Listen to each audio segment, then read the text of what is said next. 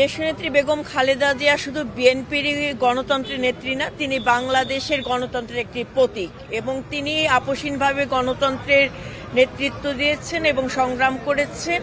এখনো তিনি নেতৃত্ব দিচ্ছেন। বাংলাদেশের বিএনপি শুধু নয়, আমি মনে করি যে সারা বাংলাদেশ আজকে নতুন করে উজ্জীবিত হয়েছে, উচ্ছ্বাসিত হয়েছে। নেত্রীর আগমনের অপেক্ষায় সারা বাংলাদেশ আজকে রয়েছে।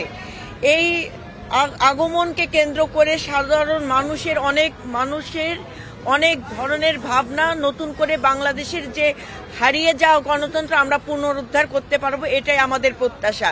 এবং আমরা বিশ্বাস করি যে তিনি শুধু বাংলাদেশের অভিভাবক হিসেবে কাজ করবে না, বিশ্বের মানচিত্রে বাংলাদেশের গণতন্ত্রকে পুনরুদ্ধার কিংবা পুনঃপ্রতিষ্ঠার জন্য আরেকটি সংগ্রামী নেতৃত্ব দিয়ে বাংলাদেশের গণতন্ত্র ফিরিয়ে দেবেন জনগণের হাতে, এটাই প্রত্যাশা করি।